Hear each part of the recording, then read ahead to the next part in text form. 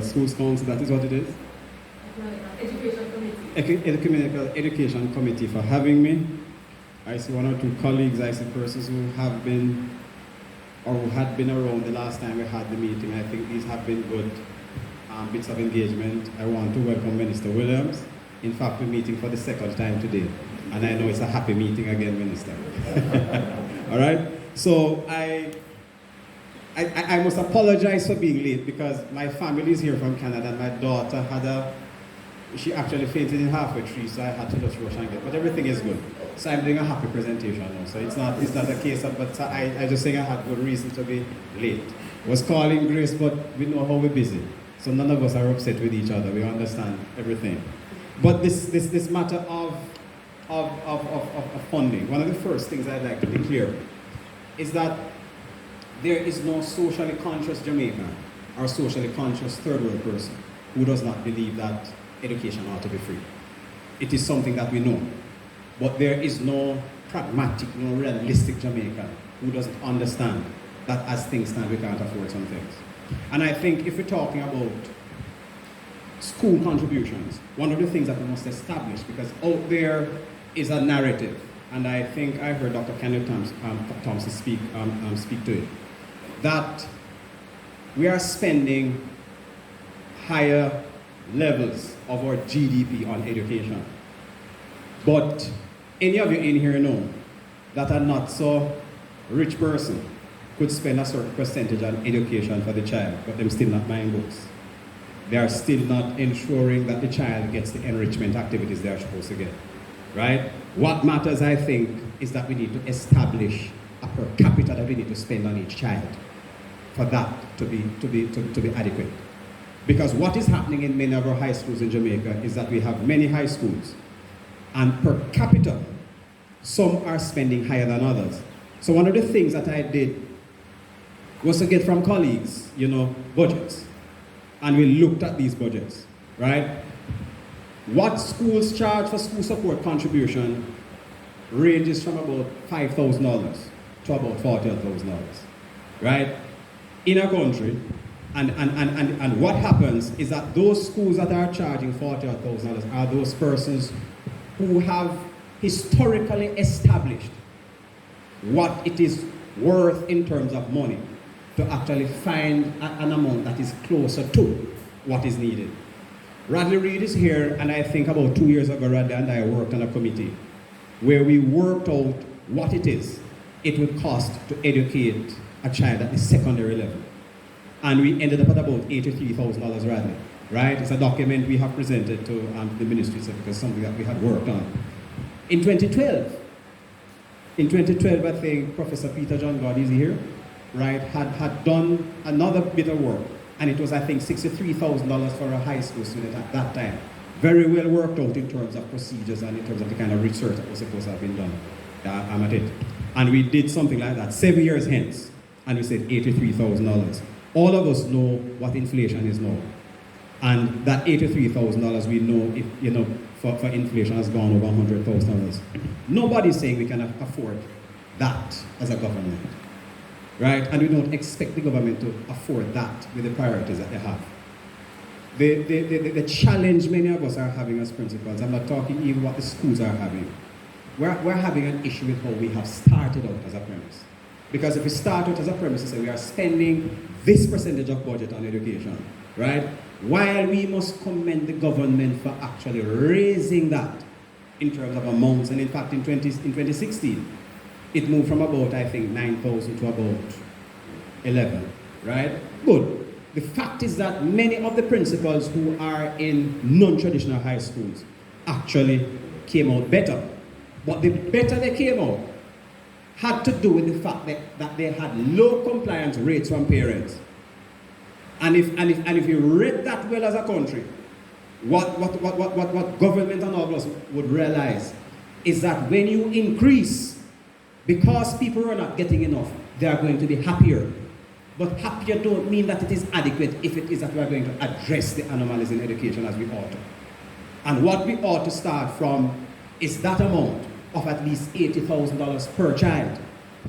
What we also must know is that, for example, primary education, right? We're talking about secondary, but I think we must speak to primary education, and maybe the minister can speak to this more than I can, right? It was increased, I think, from about $900 per child per annum. And I'm not talking about teacher salaries. What we give to primary schools, to I think about $2,500 per annum. That works out to a little bit under $200 per month per child. Right? We must know if that kind of money is something that we want to spend on an education system that we want to improve. And we have significant work to do, right, over the next few years to deal with funding. To deal now with parent contributions. I don't know if many of you here read John Hattie. John Hattie is an Australian researcher who has done significant work in education. He has actually done a meta-analysis of 800 different studies. One of the things that he has established is that a parent doesn't really have to be bright. What you want from a parent is high expectations. The parents who have high expectations for the children. And this is not a Jamaican researcher talking about, no. But there are many of you here who are parents who understand this very well. That once the parent has high expectations for the kids, right, or for the children, that child is going to do well. But certainly too, one of the things I find with us Jamaicans, when we're spending the money, we expect a little more in. And I think inadvertently, we actually diminish the expectations of parents when we actually said, you don't have to, you know. Because what has happened now is that they have left the monitoring of the quality of the education. And no government, it has nothing to do with jail-peering people, no government can monitor the quality of the education of children as an interested parent can. Right? So when you ask them to contribute, they're going to ask you more about books. If you know, Grace can tell you, right? Where the parent is acutely aware of what is needed for that child and has high expectations, the questions, it is hard as a principal to run a school and not do it well when your parents' expectations are high.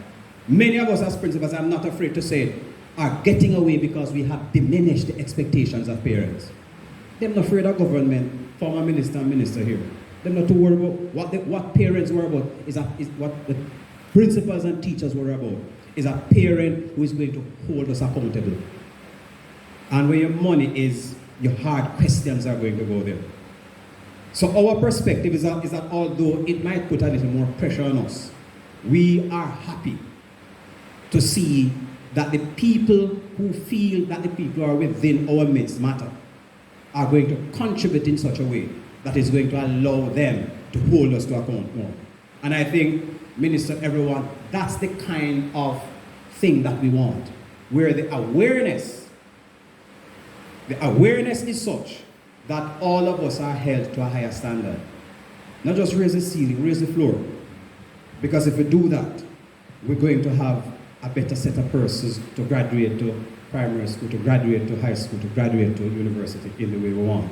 So what cannot happen is that we cannot continue to, where principals are, and I ask colleagues to say, look here, what is it that we need to present, right? And as Grace said, we have so rehearsed this, this thing regarding school support contribution, right?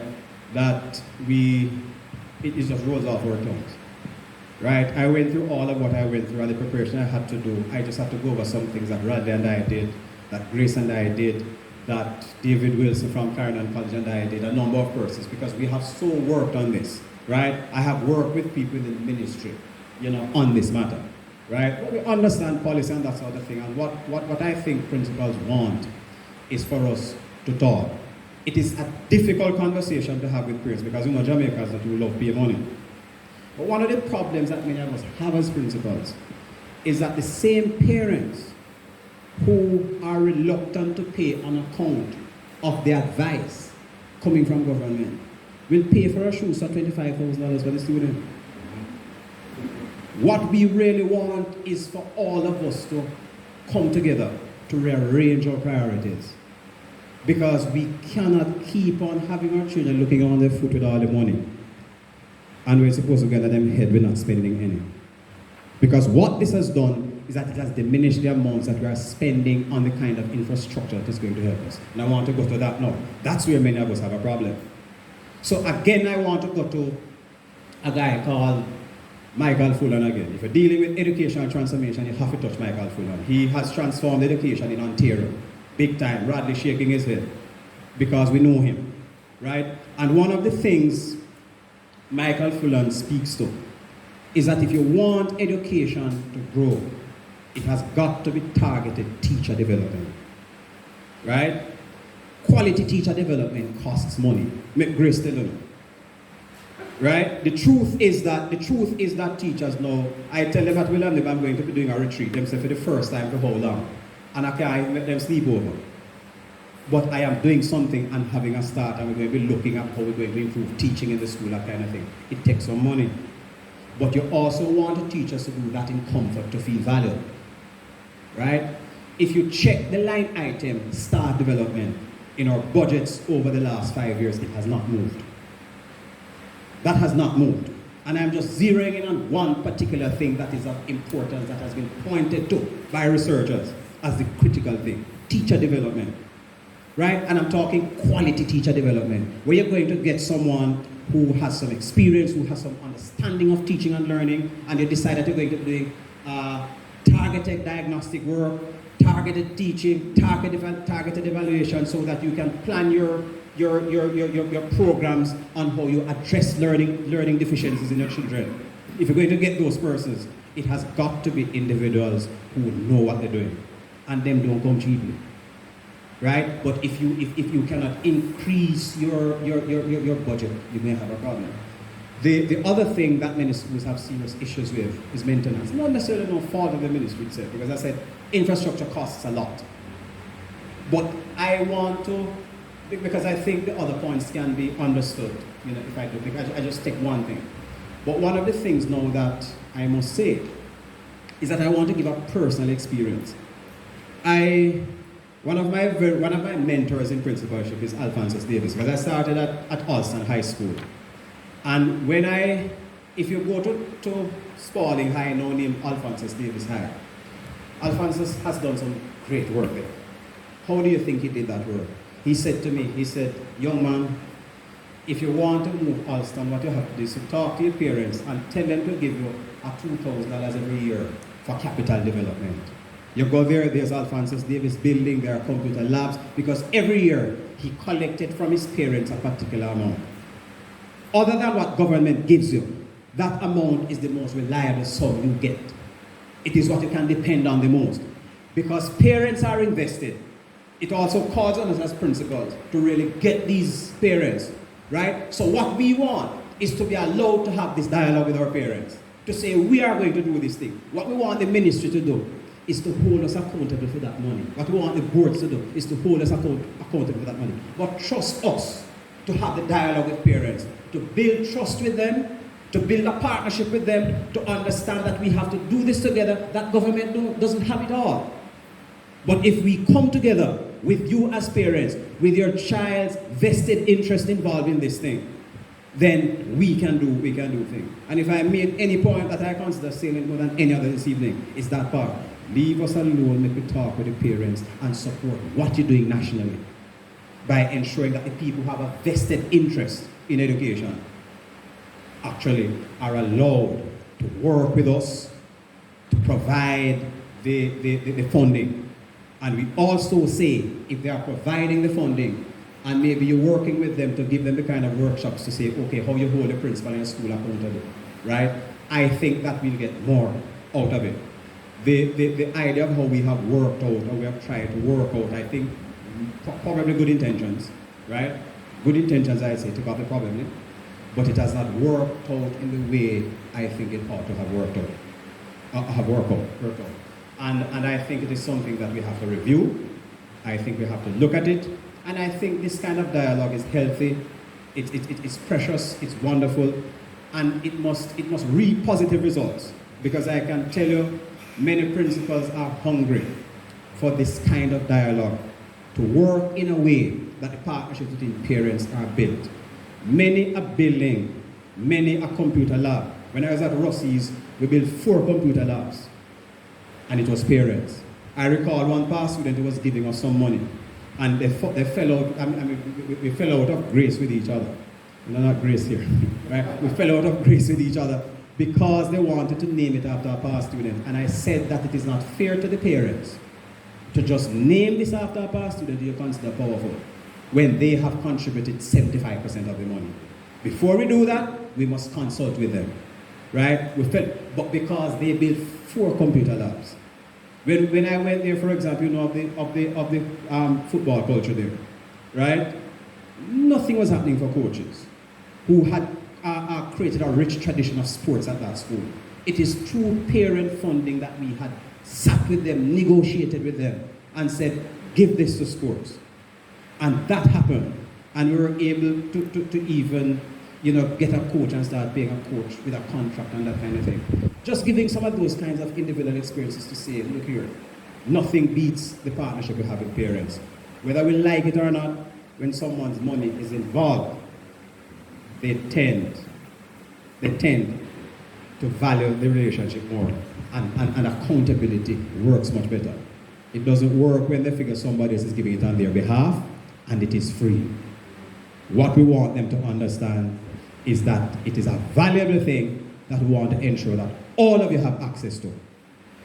And the final point I'll make is that when it is said, if it is that we're going to continue with the policy, if we have established $80,000, for example, as the benchmark, that is a minimum for educating, for example, a high school student, and government gives $17,000, a school charges $5,000 at the lowest end, that's $22,000.